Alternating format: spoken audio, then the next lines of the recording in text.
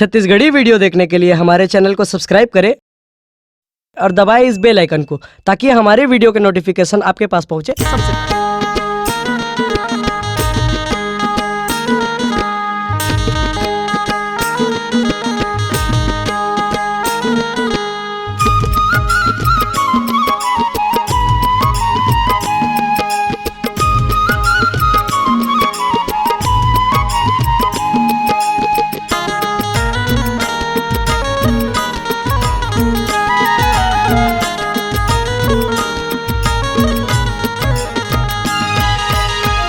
कैओरी कलश जलाओ हिंगलाज भवानी, कैओरी कलश जलाओ हिंगलाज भवानी, कैओरी कलश जलाओ।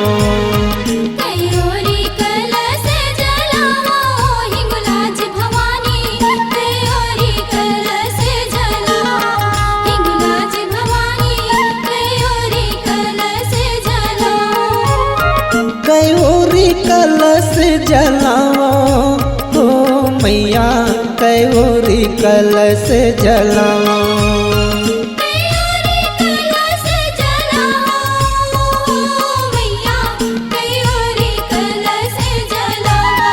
हिंगलाज भवानी कैओरी कलश जलाओ।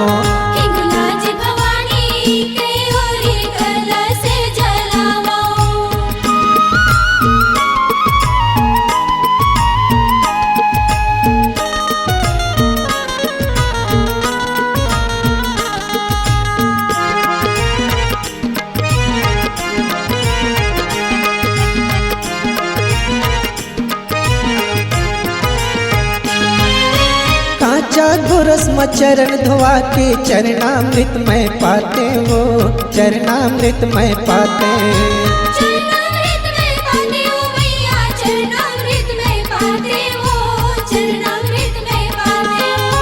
फूल फूल यऊ अगर चंदन में देवाला तोर सजाते वो, देवाला तोर सजाते।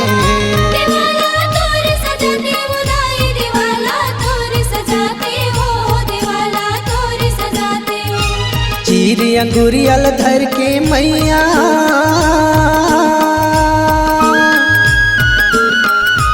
चीरी अंगूरियल धर के मैया पिड़ली माँ बैठाते वो हिंगलाज भवानी, कैओरी कलश जलाते।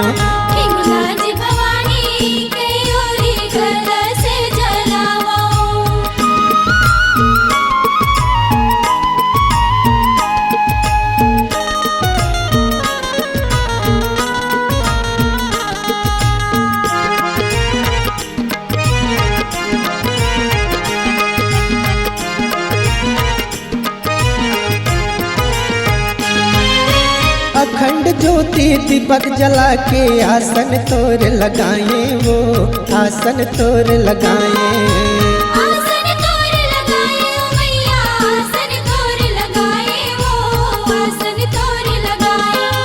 सोन सिंहासन कहाँ ले पावा हृदय मतय बस जाबे वो, हृदय मतय बस जाबे।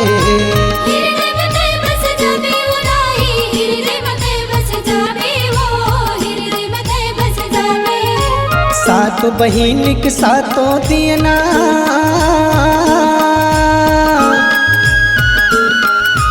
सातों बहिन के सातों दीना भव भव आरती उतारा वो हिंगलाज भवानी, कैओरी कलश जलाओ।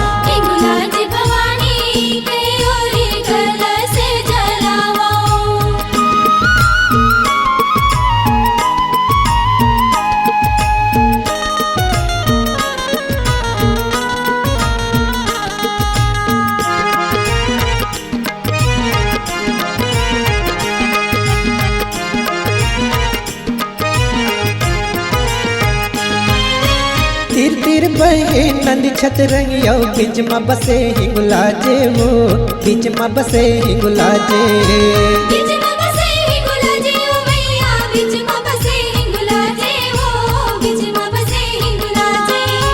तीनों लोक के लाली ध्वजा भुवन मतोर फहराए वो, भुवन मतोर फहराए।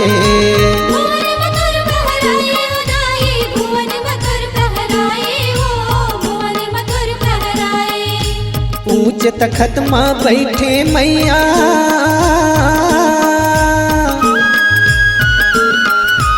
ऊंच तखत माँ बैठे मैया, लट लट है छरियाए वो हिंगुलाज भवानी, कैवोरी कलश जलाओ। हिंगुलाज भवानी कैवोरी कलश जलाओ, कैवोरी कलश जलाओ हो मैया, कैवोरी कलश जलाओ।